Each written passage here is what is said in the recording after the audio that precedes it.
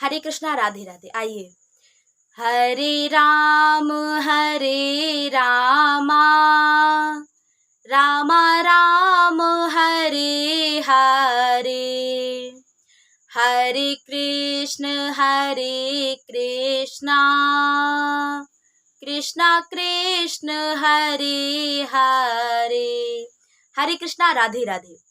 गीता के बहुत महत्वपूर्ण पहलू पर हम बात कर रहे हैं। प्रथम अध्याय है अर्जुन विषाद योग। जैसा नाम है वैसा ही स्टार्ट हो गया है। और वो कौन से श्लोक से स्टार्ट हो गया था? 26वें श्लोक से। और वह चलता है 28वें श्लोक से स्टार्ट हो गया था। अर्जुन का विषाद, अर्जुन का दुख, अर्जुन का मोह, जो वो श्री कृष्ण से बता रहे थे अपने परिजनों को देख करके। जब श्री कृष्ण ने कहा कि देखो, और श्री कृष्ण ने ही उनके अंदर मोह उत्पन्न किया था। वो चाहते थे कि अर्जुन के अंदर मोह उत्पन्न हो कुटुंबियों के प्रति, जिससे मैं हम सब लोगों के लिए कहें तो पूरे विश्व के लिए एक गीतामृत, कृष्णामृत दे सके, जिसकी राह पर चल करके हम जीवन में सफल हो सके। तो भगवान कृष्ण को सुना रहे हैं अर्जुन अपना विषाद। इस क्रम में हम बढ़ गए थे 36वें श्लोक की तरफ। मैं आपको लास्ट में बहुत अच्छी बात बताऊंगी। कल मैंने बताया था कि भगवान श्री कृष्ण को सुदर्शन चक्र कहाँ से मिला था। और आपने भगवान श्री कृष्ण जब विष्णु अवतार में रहते हैं तो 4 हाथ होते हैं उनके, और 4 हाथों में 4 अलग अलग चीजें होती है। वो कौन सी चीजें होती हैं मैं आपको कल बता चुकी हूँ। कौमुद की गदा भगवान श्री कृष्ण को किसने दी थी उसके बारे में मैंने बताया था। और अर्जुन का वो रथ, जिस रथ से महाभारत युद्ध को लड़ा था, और वो गांडीव धनुष वो किसने दिया था। इन सब बातों पर हम बात कर चुके थे। एक नई मैं आपको बात बताऊंगी जो आपको शायद पता ना हो। आइए पहले आगे बढ़ते हैं इस श्लोक की तरफ। अर्जुन कह रहे हैं भगवान श्री कृष्ण से, निहत्य धार्त्य राष्ट्रान्नः का प्रीति स्याज जनार्दन, पापमेवाश्रयेदस्मान् हत्वा एतान आततायिनः। हे जनार्दन, इन धृतराष्ट्र संबंधियों को मारकर हम लोगों को क्या प्रसन्नता होगी? इन आतताइयों को मारने से तो हमें पाप ही लगेगा। अर्जुन कह रहे हैं कि इनको मार करके मुझे कुछ प्रसन्नता नहीं होने वाली है, और शायद मुझे पाप ही लगे। तस्मान्नार्हा वयं हन्तुं धार्तराष्ट्रान् स्वबान्धवान्, स्वजनं हि कथं हत्वा सुखिनः स्याम माधव। इसलिए अपने बांधव इन धृतराष्ट्र संबंधियों को मारने के लिए हम योग्य नहीं हैं, क्योंकि हे माधव, अपने कुटुंबियों को मारकर हम कैसे सुखी होंगे? मतलब अपने कुटुंबियों को मारकर हम सुखी होंगे, ऐसा हमें लगता नहीं है। भगवान श्री कृष्ण ने कहा, यद्यप एते न पश्यन्ति लोभोपहत चेतसः, कुल क्षय कृतं दोषं मित्र द्रोहे च पातकम्, कथं न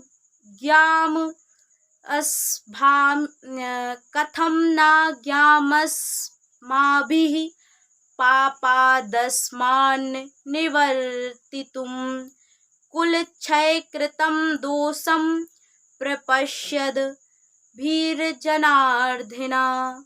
मतलब यद्यपि लोभ के कारण जिनका विवेक विचार लुप्त हो गया है, ऐसे ही दुर्योधन आदि कुल का नाश करने से होने वाले दोष को और मित्रों के साथ द्वेष करने से होने वाले पाप को नहीं देखते। तो भी हे जनार्दन, कुल का नाश करने से होने वाले दोष को ठीक ठीक जानने वाले हम लोग इस पाप से निवृत्त होने का विचार क्यों ना करें? अर्जुन ने कहा कि दुर्योधन जो मूर्खतापूर्ण कार्य करता है, जो विवेकहीन कार्य करता है, उसको ना देखें। यदि हम उसको मारें तो हमें पाप ही तो हो रहा है। कुल क्षय प्रणश्यन्ति कुल धर्मः सनातनः, धर्मे नष्टे कुलम कृतस्नम धर्मो विभवत्युत।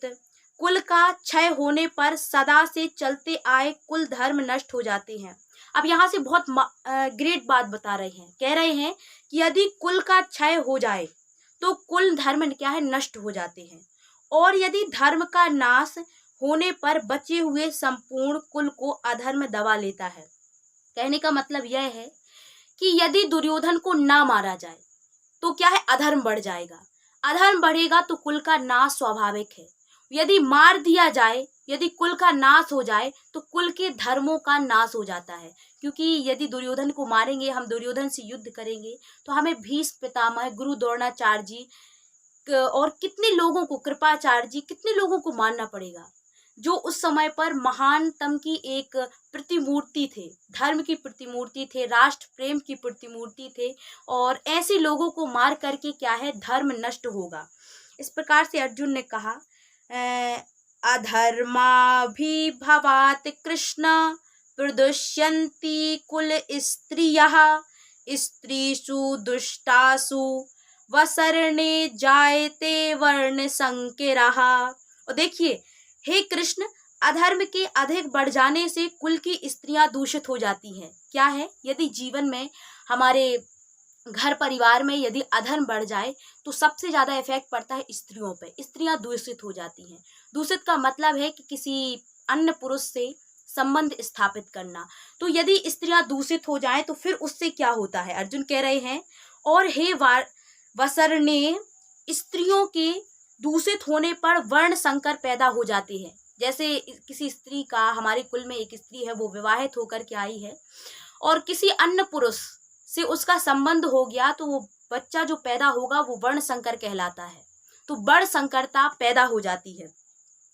संकिरो नरकाएव कुलघ्नानं कुलस्य चा पतन्ति पितरो ह्रेषाम लुप्तपिंडोदक क्रियाः। और वर्ण संकर कुल घातियों को और कुल को नरक में ले जाने वाला ही होता है। जो बच्चा जो वर्ण संकर पैदा होता है वो कुल को नरक में ही ले जाने वाला होता है। श्राद्ध और तर्पण ना मिलने से इन कुल घातियों के पितर भी अपने स्थान से गिर जाते हैं।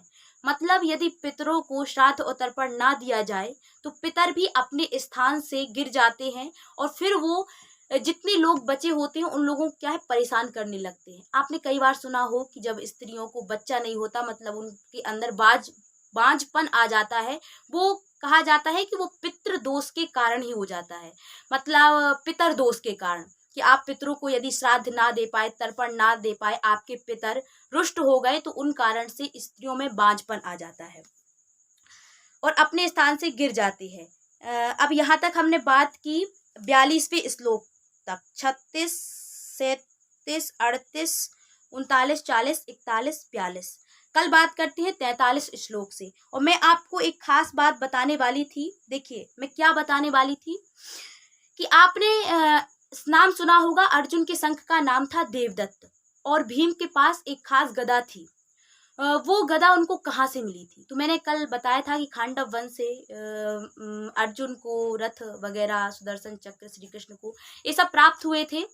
और जो मय दानव की, उन्होंने खांडव वन के दाहे जो वन जल रहा था उससे मय दानव की रक्षा की थी। मय दानव कौन था? जैसे देवताओं के विश्वकर्मा होते हैं जो ग्रह आदि का निर्माण करते हैं, उसी प्रकार से राक्षसों का विश्वकर्मा था मय।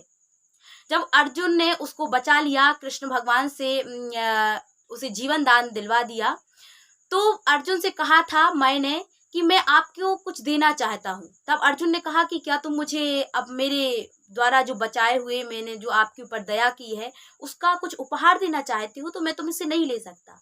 तब कहा था कि यदि भगवान कृष्ण जो कहें तो आप वो कर लीजिए। तब भगवान श्री कृष्ण ने कहा था कि तुम ऐसे युधिष्ठिर के लिए ऐसा भवन निर्माण करो जो देवता, दानव और मानव सबसे भिन्न हो और अद्भुत वो निर्माण हो। जैसे आपने सुना हो कि जब इंद्रप्रस्थ दुर्योधन आया था और उस भवन में घुस गया था, जो जल थल, वो मायावी भवन में जल जहाँ रहता था वो थल जैसा दिखता था और थल जहाँ रहता था वहाँ जल जैसा दिखता था।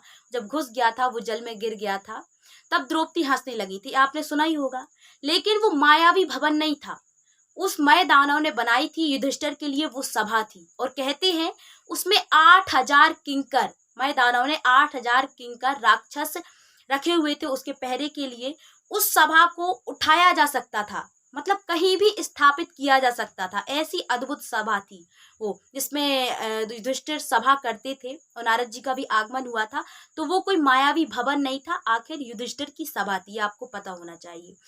तो मय दानव ने जब उस सभा के लिए हीरे मोती मतलब अन्य रत्नों को जो सामग्री उसमें चाहिए थी बनाने के लिए, वो लेने के लिए गया था। कैलाश के बगल में एक हिरण्य पर्वत है, वो मणि मोतियों का, उस पर्वत में गया था। तो उसी पर्वत से अर्जुन के लिए देवदत्त नामक शंख और भीम के लिए गदा लेकर के आया था। तो जो खास बात है वो मय दानव ने दिए थे। और उस भवन का तो आपको पता ही है कि उस भवन, और यह भवन जो था वो सभा भवन, मतलब जहाँ सभा होती थी युधिष्ठिर की, वो 14 माह में उसका निर्माण मय दानव के द्वारा किया गया था। एक खास बात थी। और हमेशा मैं कहती हूँ कि विचार करना मत भूलिएगा। इसी के साथ मैं सौम्य किशोरी आपसे विदा लेती हूँ और अंत में आपको शुभकामनाओं के साथ हरे कृष्णा, राधे राधे।